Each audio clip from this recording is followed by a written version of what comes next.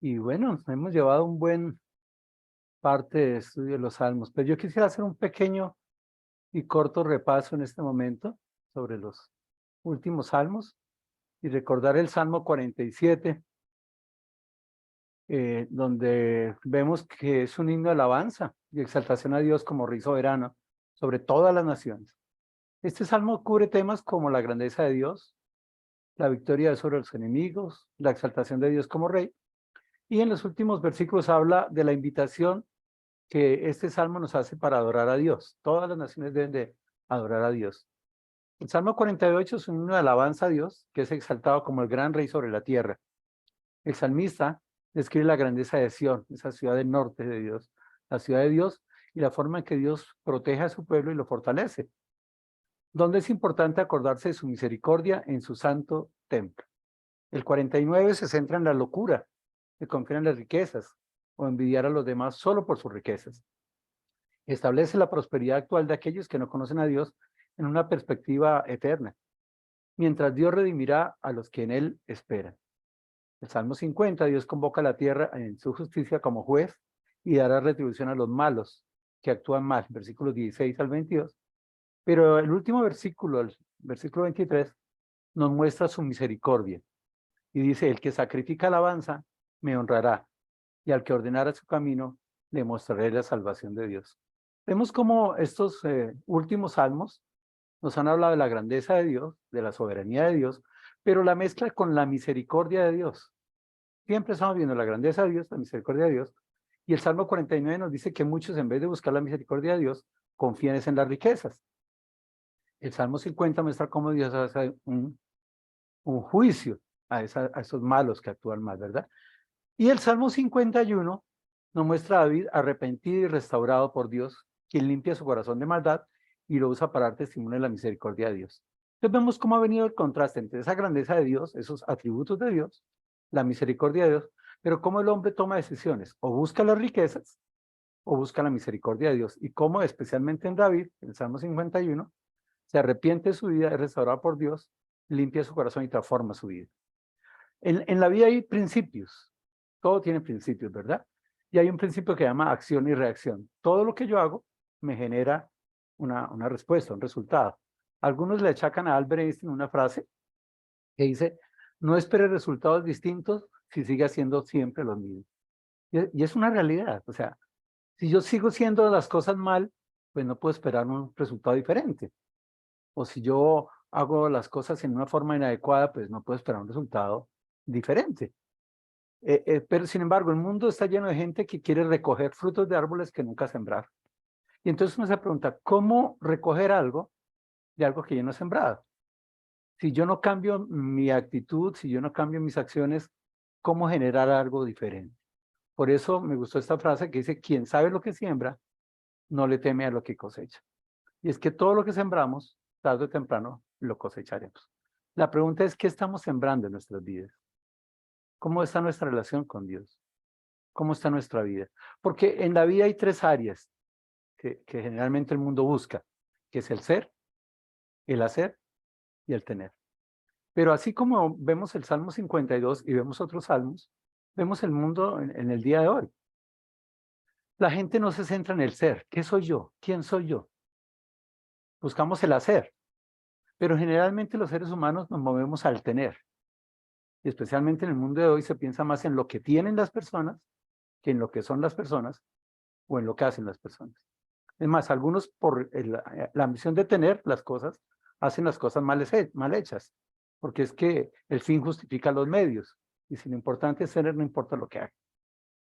Bueno, ustedes dirán, ¿por qué todo esto? Y yo pienso que es que el Salmo nos habla de esto.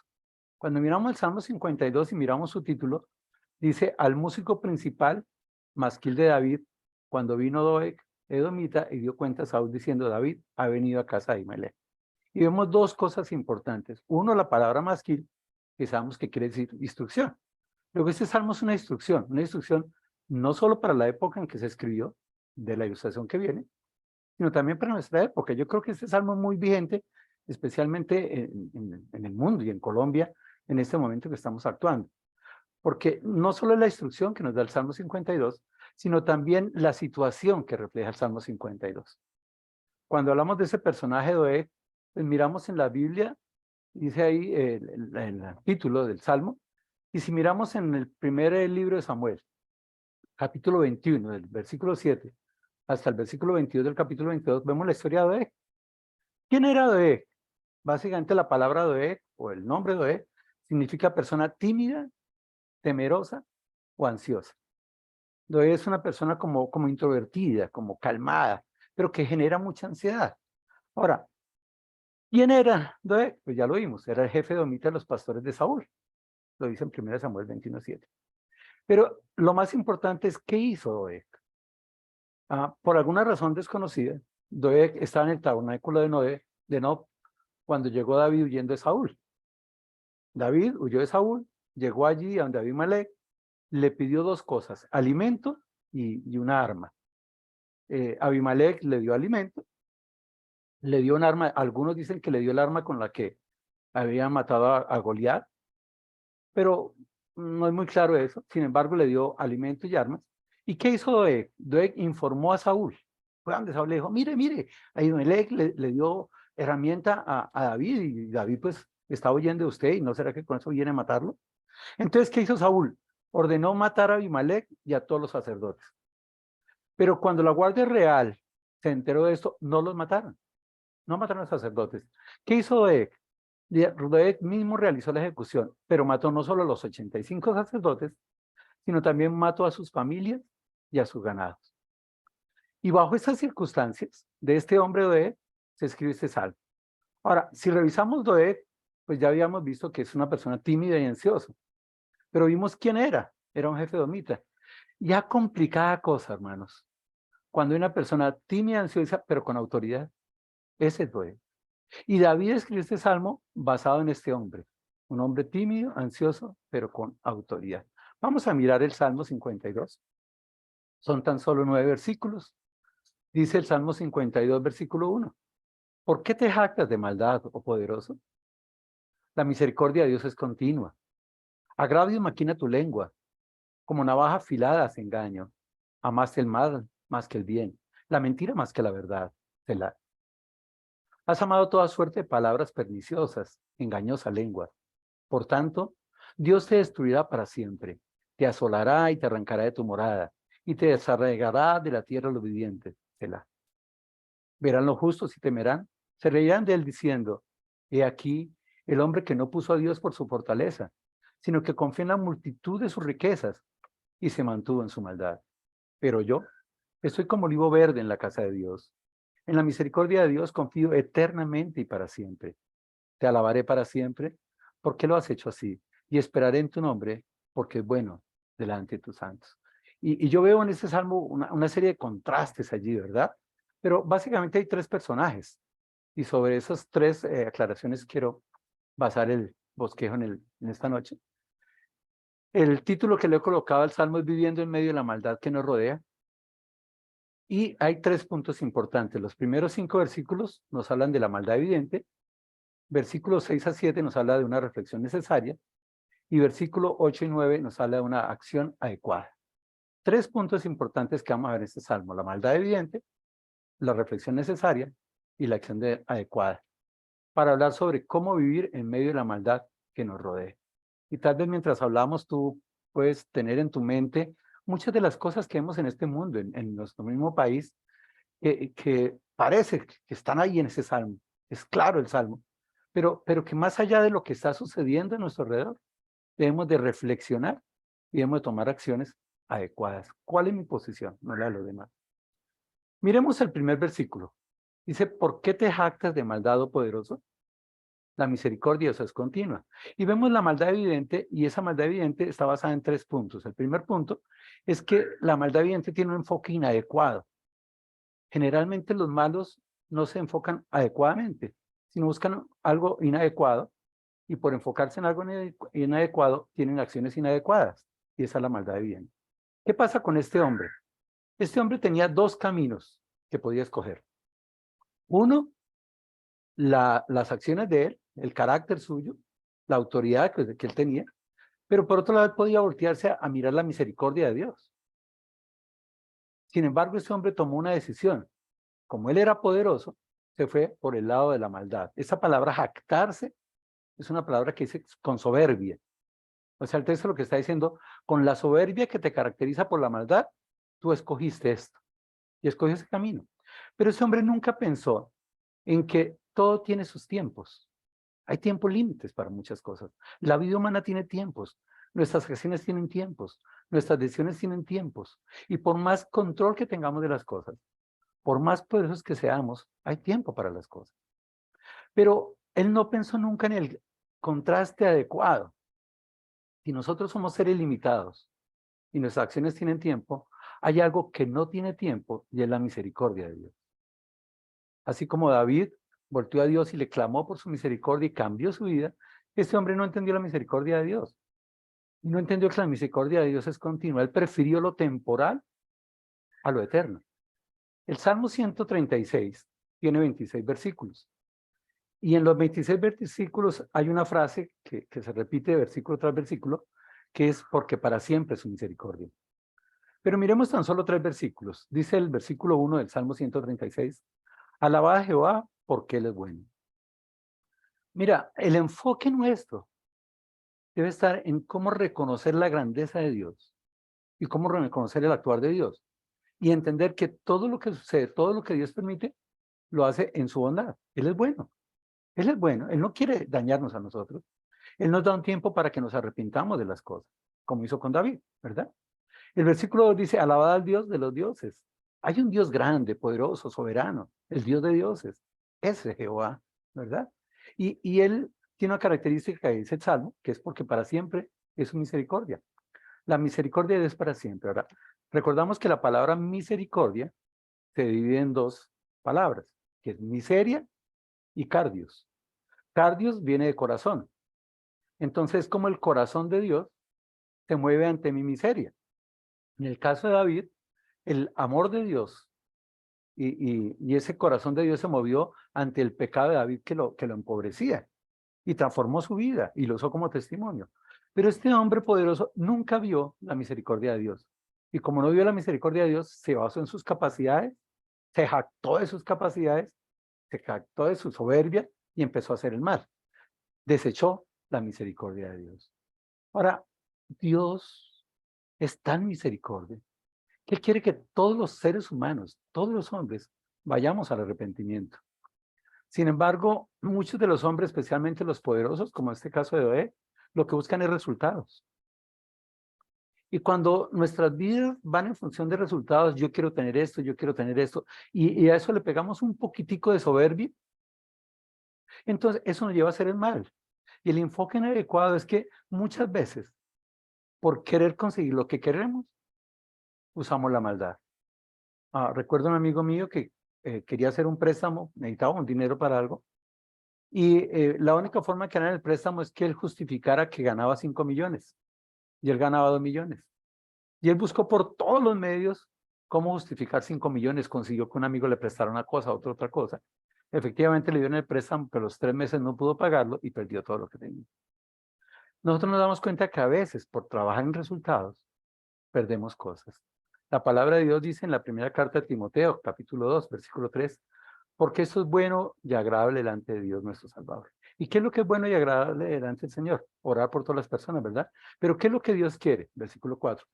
El cual quiere que todos los hombres sean salvos y vengan al conocimiento de la verdad. Si algo quiere Dios, es que todos busquemos la salvación. Y para esa salvación necesitamos ir al conocimiento de la verdad. Obviamente la verdad está en su palabra, la verdad de Jesús. Y la base de por qué tenemos que cambiar nuestras vidas, ir al conocimiento de la verdad, dice porque hay un solo Dios y un solo mediador entre Dios y los hombres, que es Jesucristo hombre. Pero hay personas que no buscan la verdad, que su enfoque es inadecuado y buscan la maldad que es evidente. Eso pasaba con Noé. Así como había un enfoque inadecuado basado en el tener. ¿Qué era lo que le preocupaba a Noé? Lo que iba a tener. Y por eso habla con Saúl y dice, Saúl, mire lo que pasó, mire, Ahimelech le dio esto. Y empezó a las cosas, ¿verdad? Pero el salmista, David mismo, expresa un carácter de Noé. Y el carácter de Doeg lo vamos a ver en unas acciones manifiestas que vamos a mirar del versículo 2 al versículo 4. Recordamos, Doeg se veía poderoso. Y en vez de reconocer la misericordia de Dios, se basó en sus capacidades, se jactó de sus capacidades y empezó a hacer el mal. Miremos las acciones manifiestas de esa maldad evidente en Doeg. Dice, agravios maquina tu lengua. Esa palabra agravios quiere decir agraviar, dañar a otro. Básicamente es ofender a otros atacando su honor. Era lo que buscaba, atacar el honor. Lo segundo que dice es, como navaja afilada hace engaño. Esa expresión como navaja afilada es como cuando uno va al barbero y le coloca una navaja acá, ¿no? Pues uno a veces como que se siente ahí con una navaja. Pero a veces hay personas que con las letras, con las palabras, con lo que hablan, hieren emocionalmente a otros. Es peor que una navaja en el cuello. Algo que confronta a mí últimamente es que nosotros los seres humanos, y me pasa a mí, y le pido perdón a alguno de mis hermanos que están aquí en la sala o cuando vean este video, que a veces nosotros hablamos sin darnos cuenta que podemos herir a otras personas. Y a veces usamos palabras que hieren a otros, porque es que es fácil herir a las personas con las palabras. Pero este hombre lo que buscaba ya era por su carácter, por su maldad evidente. Buscaba cómo herir a otros, ¿verdad? Y lo tercero que hace este hombre, dice, amaste el mal más que el bien. Amaste el mal más que el bien. Y ese amaste quiere decir que se apasionaba por hacer el mal. Hacía el mal con pasión. Son personas que de una u otra manera se complacen hacer el mal. O sea, si tienen que escoger entre el mal y el bien, obviamente no lo piensan, porque buscan cómo hacer el mal. Y generalmente están buscando y planeando cómo hacer el mal. Ahora, el mal que este hombre habla tiene que ver con lo que sigue ahí. Dice, no solo amaste más el mal que el bien, sino la mentira más que la verdad. Lo que yo entiendo del texto es que dice que él sí amaba el mal, pero ese mal lo hablaba más que todo en la comunicación. Por eso vive de la mentira, ama la mentira. Y luego viene la frase Selah. Y entonces uno se pregunta en este momento, en este texto, ¿habrá personas en el mundo que vivimos de esta manera? ¿Personas que atacan el honor de otros con el diálogo?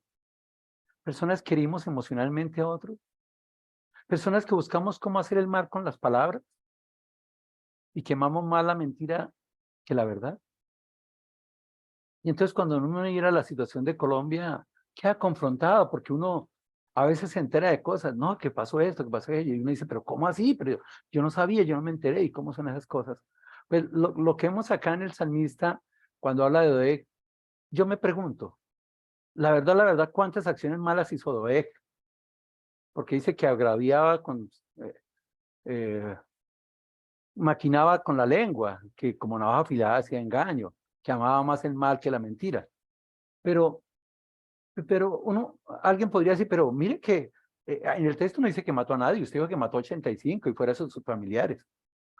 Y tal vez cuando miramos nuestro país también decimos, no, pues sí, hay gente que dice mentiras, hay gente que engaña, pero que haga el mal, pues no, tampoco es que hagan el mal, porque es que ya hemos socializado la mentira, ya hemos socializado las ofensas. Y no entendemos que hay una importancia en el ser humano y más en el creyente de saber comunicar. Porque las palabras deben de buscar es cómo edificar a otros y no cómo herirlos, no cómo lastimarlos y no cómo apasionarnos a hacer el mal. El texto usa esa palabra ahí en el versículo 3, Selah.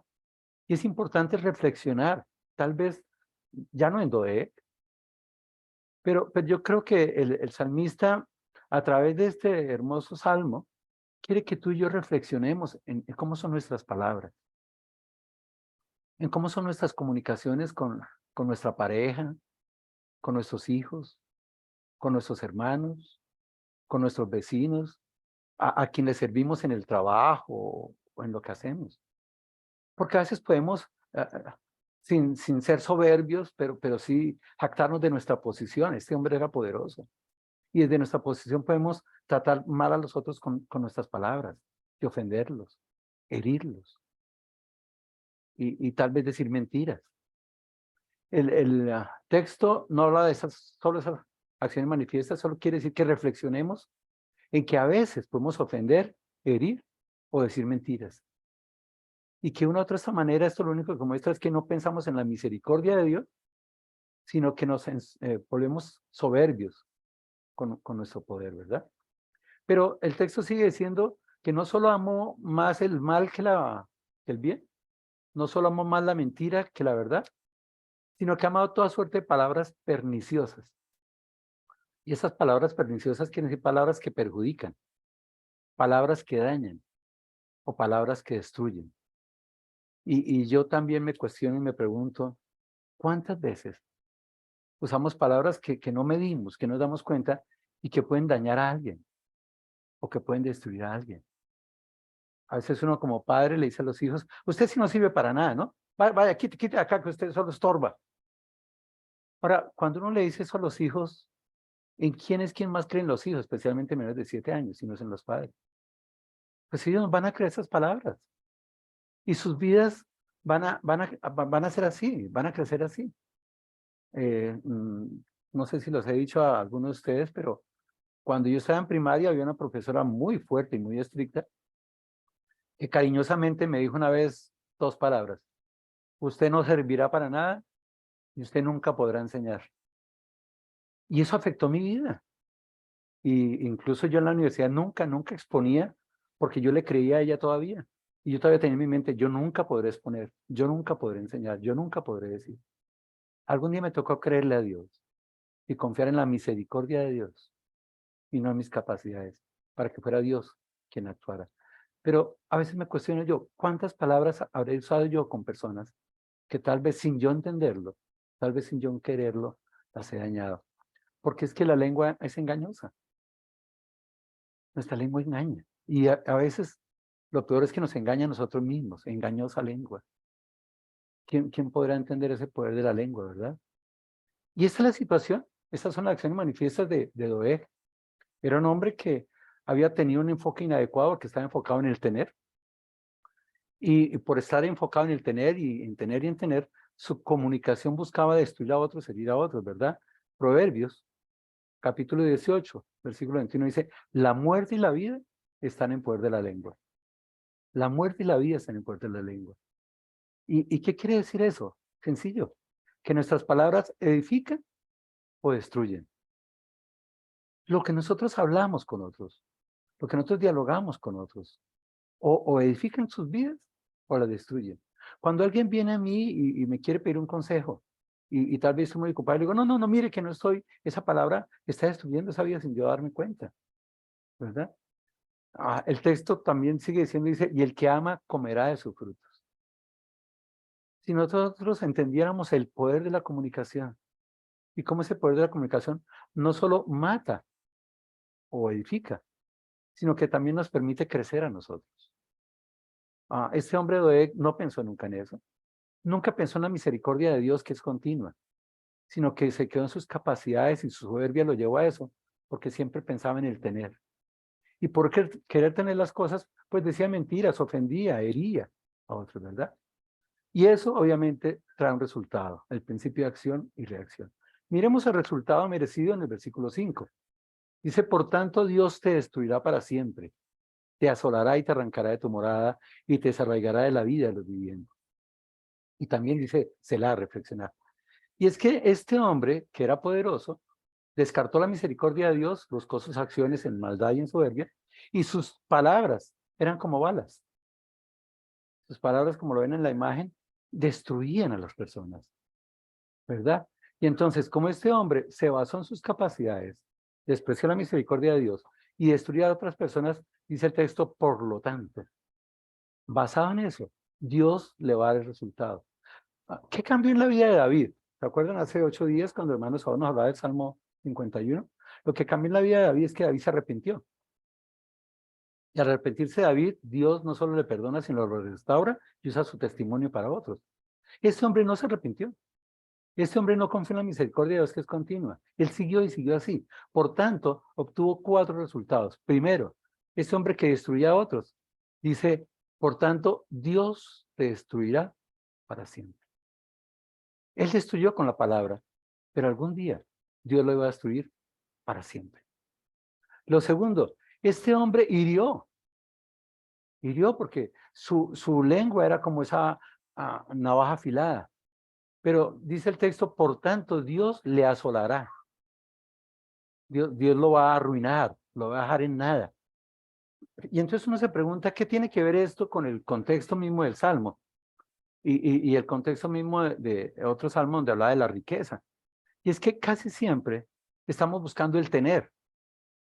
Y por querer tener, no pensamos en lo que hacemos. Y actuamos con maldad. Pero, ¿cuál va a ser el resultado? Dios lo va a asolar. Y no solo lo va a asolar, sino este hombre que hizo tantos bienes y quería tener tantas cosas, va a quedar sin nada, porque lo arrancará de su morada. ¿Para qué hacer tantos bienes con mentiras y engaños si vamos a perderlo todo, lo que está diciendo el texto? Y no solo eso, sino que este hombre que quería vivir de estabilidad, de hecho va y le dice a Saúl, Saúl, mira lo que pasó, sígame dejando a mí a cargo de todo, ¿verdad? Pero ¿qué va a hacer Dios? Lo va a desarraigar, le quitará las raíces de la tierra de los vivientes. Y entonces se pregunta uno en este momento, este hombre poderoso que pensó en sus capacidades y en una misericordia de Dios y que quería destruir, herir, tener estabilidad, tener ganancias, que pensaba solo en el tener, ¿qué va a suceder con él? Y Dios le dice, será destruido, arruinado, asolado y desarraigado. Y entonces uno dice, ¿vale la pena lograr las cosas separados de la misericordia de Dios? ¿Vale la pena lograr las cosas por nuestras capacidades, por nuestros deseos, por nuestros anhelos, pero separados de la misericordia de Dios?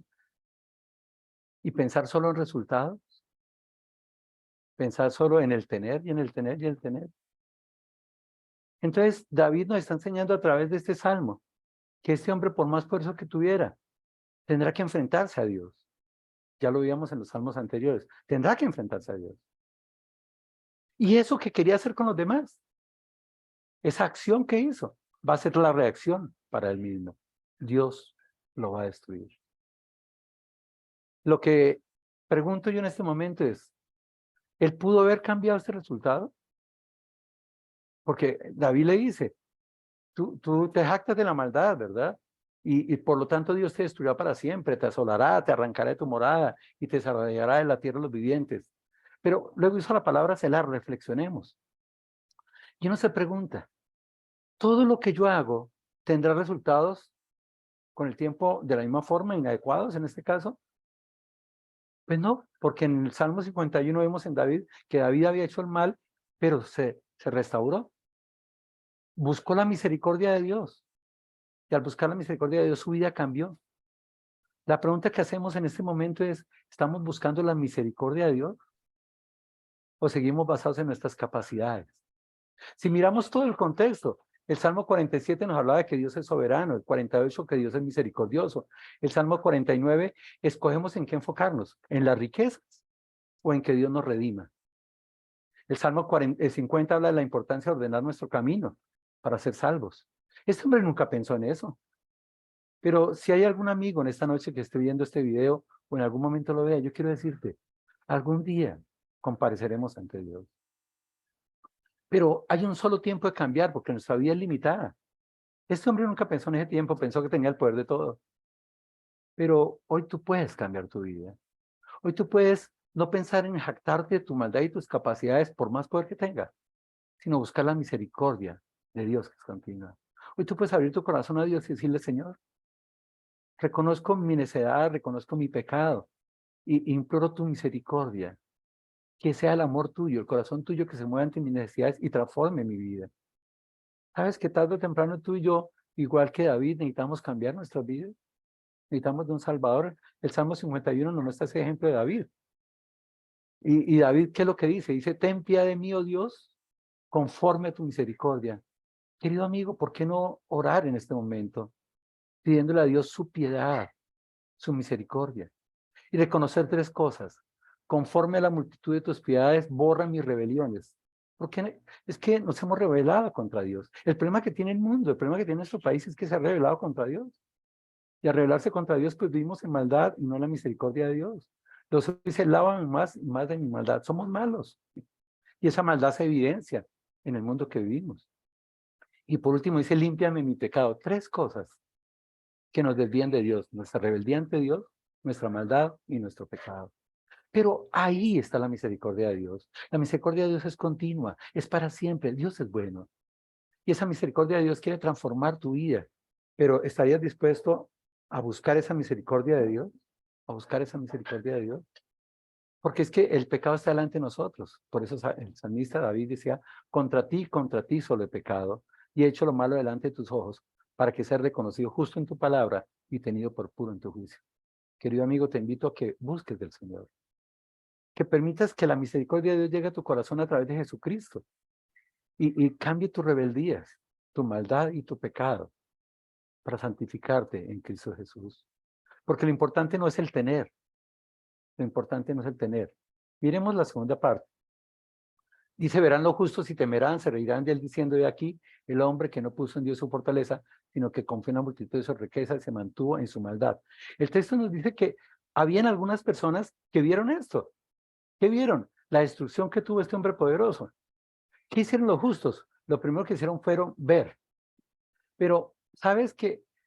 Lo importante no es ver con nuestros ojos, sino mirar con nuestra mente y con nuestro corazón, porque hay que hacer una reflexión. A veces vemos las cosas y no reflexionamos. Y vemos como otras personas que hacen las cosas caen y caen. Un amigo me llamó hace unos 15 días para preguntarme si yo sabía algo de pirámides. Yo le dije, pues he visto las de Egipto. Y dijo, no, no, Jorge, usted que trabaja con multinivel, usted sabe pirámides, porque es que me están ofreciendo un negocio buenísimo. Yo doy 1.200.000 y en 15 días me dan 3 millones de pesos. Le dije, mano, tenga cuidado con eso. Y dijo, es que ya a mi tío lo tumbaron, a mi papá lo tumbaron, pero a mí me parece que esto sí es bueno. Pero seguro, seguro. Dijo, pues yo no sé. Y se metió y lo tumbaron. Y a veces nosotros somos así. Vemos que otros caen, vemos que otros caen y caemos nosotros. ¿Sabes qué dice? Que los justos vieron, pero reflexionaron, hicieron una reflexión necesaria y cambiaron su vida, dice, y temerán. Qué importante que veamos que el malo asume las consecuencias de Dios, pero que eso nos motive a temer a Dios, a buscar de Dios, a amar a Dios, ¿verdad? Y entonces estos justos vieron lo que pasó con el malo, sintieron temor ante Dios y se rieron de él. Pero ¿cómo es posible esto? Este malo los había ofendido, los había humillado, los había herido. ¿Y estos qué hicieron? Se rieron y le dijeron, he aquí el hombre que no puso a Dios por su fortaleza, sino que confió en la multitud de sus riquezas y se mantuvo en su maldad. Estos hombres dijeron, aquí está el poderoso, aquí está el hombre que hablaba y decía todas las cosas, ¿verdad? Pero este hombre nunca buscó a Dios. Este hombre confió en sus capacidades y no en Dios. Este hombre no se arrepintió, se mantuvo en su maldad. Y esas tres cosas, el no buscar a Dios, el confiar en sus capacidades y no arrepentirse, lo llevó a ser destruido. Por eso no podemos hacer. Dicen que la justicia es ciega, pero el problema es que muchos de nosotros vemos, pero vemos para juzgar. Esos hombres no vieron para juzgar, no llegaron ante él a decir esto y esto, eso, sino que vieron para aprender. Tres cosas importantes, querido hermano, querido amigo. Si algo está en nuestras vidas mal, tenemos que buscar de Dios. Tenemos que confiar en Él y no en nosotros y arrepentirnos de nuestra vida para que nuestra vida sea cambiada y transformada. ¿Sabes que hay que ver para reflexionar? Y hay que reflexionar para actuar. El hacer es el resultado de que yo reflexiono en las cosas y empiezo a cambiar mi vida. Porque el problema no es tener, el problema es qué es lo que hacemos para tener. Y por último, el texto nos habla de una acción adecuada. Y la acción adecuada tiene que ver con el ser. Dice el salmista, pero yo estoy como olivo verde en la casa de Dios. En la misericordia de Dios confío, eternamente y para siempre. Te alabaré para siempre porque lo has hecho así y esperaré en tu nombre porque es bueno delante de tus santos. La acción adecuada que dice este hombre es, yo vi al poderoso, ese poderoso decía mentiras, se engañaba, no buscó la misericordia de Dios, sino su maldad. Pero también vi a los justos. Estos justos se rieron del malo, pero sintieron temor ante Dios. Pero ¿sabes cuál es el problema? El problema soy yo. Queridos hermanos, queridos amigos, somos tan buenos para mirar lo que le pasa a los demás, pero este salmo nos lleva a reflexionar en nuestras vidas. ¿Cómo estoy yo ante Dios? No cómo estaba el poderoso, porque fue destruido. No cómo estaban los justos, porque Dios los redimió. Pero la gran pregunta que tienes que hacer es, ¿cómo estoy yo hoy? ¿Cómo estoy yo hoy, verdad? ¿Cómo es el ser? No los demás, porque lo importante es el ser. Dice, yo estoy como olivo verde. Y un olivo verde ustedes entenderán que es productivo, que está vivo.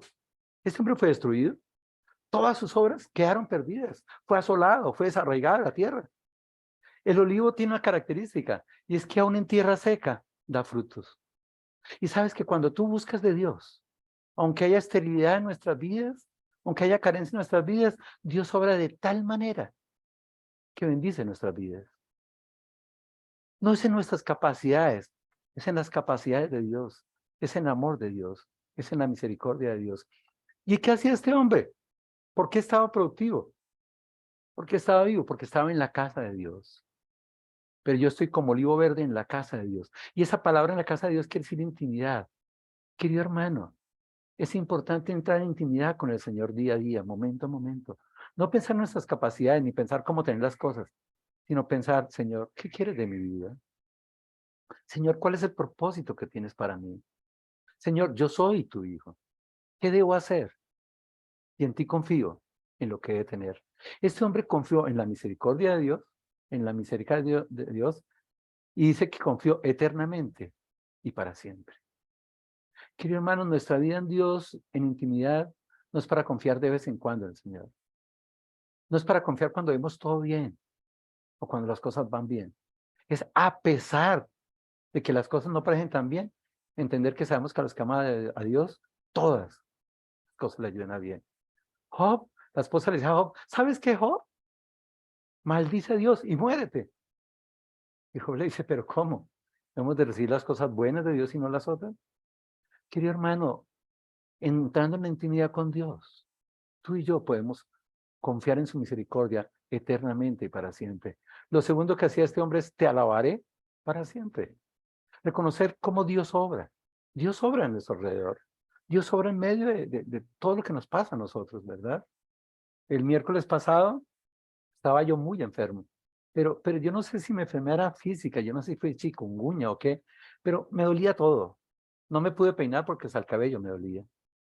Y en un momento de tal vez desesperación, yo le dije al Señor, Señor, si me has de llevar, llévame, pero permíteme despedirme sanamente de mi familia. Y yo llegué aquí con el anhelo de hacer una carta y mandarla por WhatsApp diciéndole a mis hijas todo lo que las amo, a mi hijo y a mi esposa, y a mi madre. Y cuando fui a escribir algo, Paula me alcanzó algo de tomar y unas pastillas, y yo me quedé dormido, dormí media hora. Cuando me desperté, no sé qué había pasado, no tengo ni idea de qué había pasado, pero estaba vital, estaba con capacidad, había pedido una cita médica, le dije a Paula, vamos, fui a la cita médica, salí de allá. Mi vida cambió totalmente. Yo le entregué todo al Señor. Le dije, Señor, confío en tu misericordia, confío en tu amor. Y el Señor tiene cosas para mí, porque todavía estoy acá, ¿verdad? Pero es como alabar a Dios, aunque las cosas duelan, aunque estemos desfalleciendo, aunque estemos agotados, ¿verdad, hermanos? Porque tenemos que reconocer el actuar de Dios. Dios está ahí, Dios está vivo. Él no quedó en la cruz, no quedó en la tumba. Hay un Jesús que vive, que actúa, que nos escucha, que está pendiente de nosotros. Y por eso dice el salmista, y esperaré en tu nombre. Esperaré en tu nombre. No es en nuestras capacidades, es en el carácter santo de Él, es en el carácter misericordioso de Él que podemos esperar, confiando plenamente en Dios. ¿Y por qué lo hacemos? Porque es bueno y delante de sus santos, como iglesia. Necesitamos testimonios cada día que nos animen de saber que desfallecemos, que hay pruebas, que hay dificultades, que hay enfermedades, pero que Dios es fiel. Dios es fiel, hermanos. Dios es bueno y Dios actúa en medio de nosotros. ¿Cuál es tu decisión? ¿Cuál es tu acción? Pero eso depende de qué eres tú. ¿Cómo te ves ante el Señor? Esa es la acción adecuada para vivir en medio de una maldad que nos rodea, que rechaza la misericordia de Dios. Hermanos, recuerden que este salmo es una instrucción. Y por ser una instrucción tiene que tener una enseñanza. Hay un principio de acción y reacción. Todas nuestras acciones tienen consecuencias en nuestra vida, tanto a corto como a largo plazo y aún hasta la eternidad. Cualquier decisión que tomemos, Cualquier acción que ejecutemos traerá consecuencias, ya sea positivas o negativas a nuestras vidas, ya que lo que se siembra, eso mismo se cosecha. En esta vida tenemos dos opciones, o somos justos o injustos, y en ambos casos recibiremos la paga o recompensa de nuestra acción hasta la eternidad. Gálatas, capítulo 6. Dice, no os engañéis, Dios no puede ser burlado, pues todo lo que el hombre sembrare, eso también segará, porque el que siembra para su carne, de la carne segará corrupción, mas el que siembra para el espíritu segará vida eterna. No nos cansemos pues de hacer bien, porque a su tiempo segaremos, si no desmayamos. Hermanos, yo estaba a punto de desmayar, tengo que confesar. Estaba agotado. Pero en el poco tiempo que tuve de pensar y de tomar decisiones, dije, Señor, confío en ti. Señor, entrego mi vida y mi necesidad a ti. Así que, hermanos, según tengamos oportunidad, hagamos bien a todos y mayormente a los de la familia de la fe. Hermanos, las palabras dañan. Cuando hablamos de que eres un fracaso, de que estás sucio, que no vales para nada, que eres una basura, eso daña a la gente. ¿Qué palabras estamos usando con los demás? Porque creo que la instrucción del Salmo tiene que ver con eso. Hay palabras que matan. Hay palabras peor que balas. ¿Y a quién matan? Pueden matar a otros, aún a los seres que amamos y que a veces les decimos cosas sin pensar y lastimamos su vida, ¿verdad? Pero a veces también a nosotros mismos. ¿Cuántas veces nos decimos nosotros, yo soy torpe, yo no sirvo para nada, yo no puedo, mano, yo no soy capaz, no, que lo haga otro?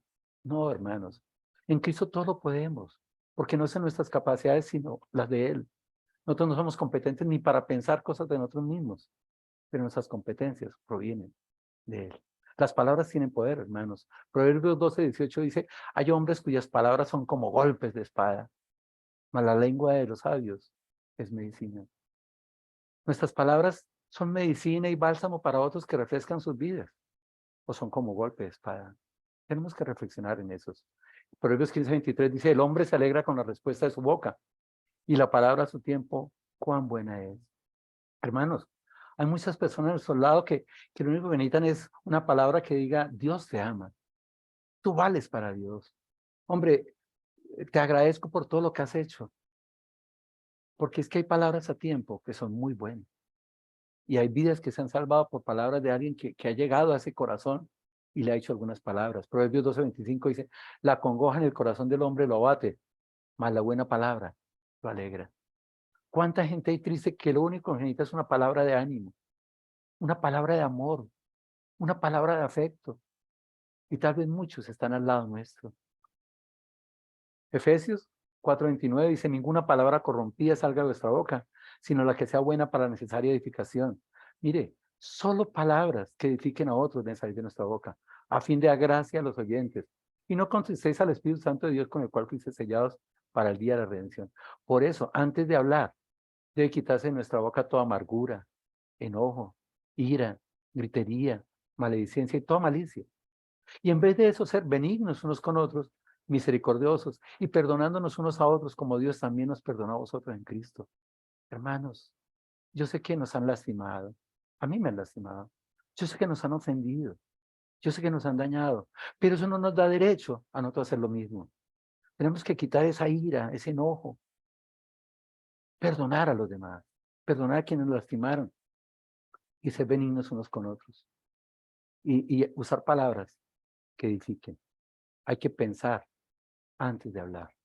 ¿Sabes que hay dos grandes epitafios? El epitafio este poderoso que dice, he aquí el hombre que no puso a Dios por su fortaleza, sino que confió en la multitud de sus riquezas y se mantuvo en su maldad. Ese fue el epitafio de Oé, un hombre que no puso en Dios su fortaleza, que confió en sus capacidades y vivió en esa maldad y se mantuvo en su maldad.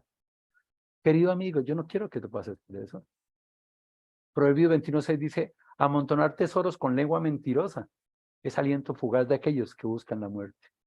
La mentira busca la muerte con Dios, pero consigo mismo también. Pero tal vez haya otro epitafio un poco más bonito. El Salmo 34:12 dice, ¿quién es el hombre que sea vida?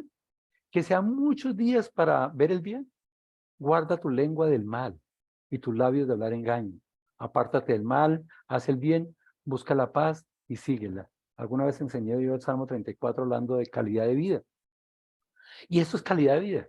¿Qué se necesita para tener calidad de vida?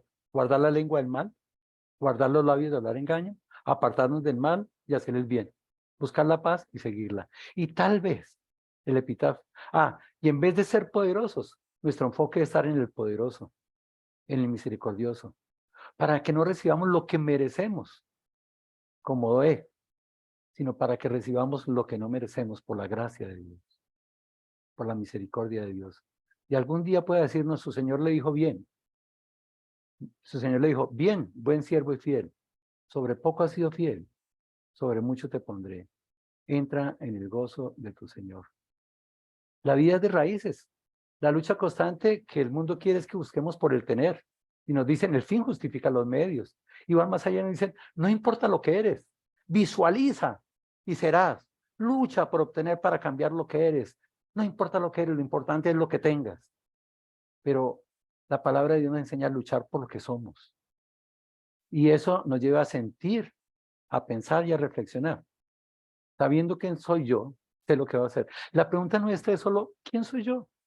Y sabiendo quién soy yo, sé qué hacer. Y los resultados depende de actuar fielmente en lo que somos. Este hombre usaba engaño, mentiras, promesas falsas y fraudes. Y eso se contagia, hermanos, porque él pensaba en el tener, ¿verdad? Y hoy en día pensamos que ese engaño, mentiras, promesas falsas es algo social, es algo normal. De hecho, lo esperamos. La mayoría de veces nos levantamos y decimos, vamos a ver qué mentira dijeron ayer. De hecho, algunos dicen, voy a ir al mentiroso. ¿Qué va a hacer? No, oír las noticias, porque eso son mentiras. Esperamos que haya mentira, que haya engaño, ¿verdad?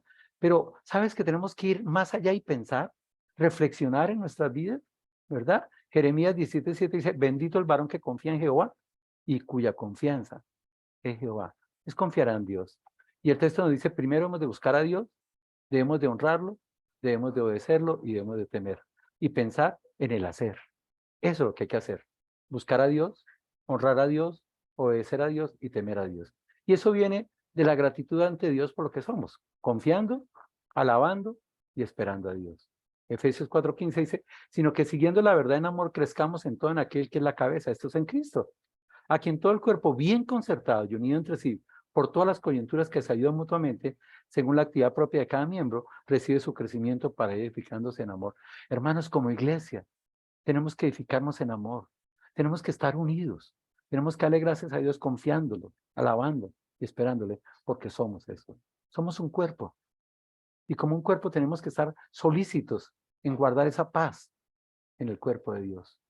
Alguien habla del coaching ontológico, del ser, el hacer y el tener, y decía que había una dimensión interna. Y la Biblia nos dice en Juan 1:12, mas a todos los que le recibieron, a los que creen en su nombre, les dio potestad de ser hechos hijos de Dios, los cuales no son engendrados de sangre, ni voluntad de carne, ni voluntad de varón, sino voluntad de Dios. Queridos hermanos, ¿qué somos nosotros? Sí, claro, tal vez en el pasado fuimos cosas, pero Dios nos ha rescatado de nuestra vana manera de vivir y nos ha llamado a ser hijos de Él, por su voluntad. Por eso en 1 Juan 3:1 dice, mirad, cuál amor nos ha dado el Padre para que seamos llamados hijos de Dios. Hay que reflexionar en lo que somos, hermanos, porque sabiendo qué somos, sabemos qué vamos a hacer. Mirad cuál amor nos ha dado el Padre para que seamos llamados hijos de Dios. Por eso el mundo no nos conoce.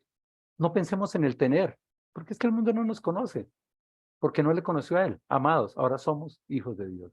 Y entonces, ¿cuál es la misión que tenemos? ¿Cuál es el hacer? Josué 1:8 dice, nunca te apartará de tu boca este libro de la ley, sino que día y de noche meditarás en él, para que guardes y hagas conforme a todo lo que he escrito, porque entonces hará prosperar tu camino y todo te saldrá bien. El tener es el resultado del hacer, y el hacer es el resultado de lo que somos. Si yo soy hijo de Dios, debo actuar como hijo de Dios y obtendré las cosas que Dios quiere. Primero Juan 5:11 dice, y este es el testimonio que Dios nos da vida eterna y esta vida está en su Hijo.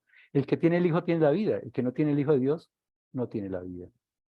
Y Hebreos 12:2 dice, puesto los ojos en Jesús, el autor y consumador de la fe, el cual por el gozo puesto delante de él sufrió la cruz, menospreciando lo propio, y se sentó a la diestra del trono de Dios. Esa es la visión que hemos de tener, la vida eterna, y tener como ejemplo a Jesús, el autor y consumador de la fe.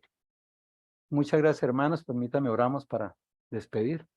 Amado Dios, Padre Santo, te alabamos, te damos gracias por tu amor, por tu misericordia, por este ejemplo que hay en tu palabra, Señor. Y Padre, te pedimos perdón, porque a veces somos rebeldes, a veces el mal está en nosotros y pecamos, Señor, más con nuestras palabras. A veces ofendemos sin darnos cuenta, herimos sin darnos cuenta, y a veces nos jactamos en eso e incluso decimos, ay, lo que le dije a fulanito. Pero Padre, en esta noche te confesamos a ti el pecado y esperamos tu perdón, Señor. Yo personalmente pido que si he ofendido a alguno de mis hermanos, tú me perdones y él también pueda perdonarme, Señor. Tal vez lo he hecho sin anhelo, sin desearlo, pero hay un corazón malo dentro de mí, Señor, y que a veces me lleva a ofender sin darme cuenta. Pero Padre, hazme reflexionar y hazme sentir temor ante ti para cambiar esa comunicación y que mis palabras edifiquen, construyen, fortalezcan vidas y todo sea para tu gloria. En Cristo Jesús. Amén. Amén. Gracias, hermano Jorge. Gracias, hermano. Buenas Gracias, noches a hermano todos, Jorge. hermanos. Que el Señor les bendiga. Igual, Gracias, hermanito, que Dios los bendiga. Bendiga. Gracias, hermanito Jorge, por esa enseñanza. Gracias, hermano. buenas noches, hermano, para todos. Chao, hermanitos. Chao, hermano. Chao. Hermanito. Hermanitos, buenas noches. Buenas noches para todos, hermanos. Gracias, hermano, por la Saludos, palabra. hermano. Dios les bendiga. Gracias. Gracias, hermano Jorge.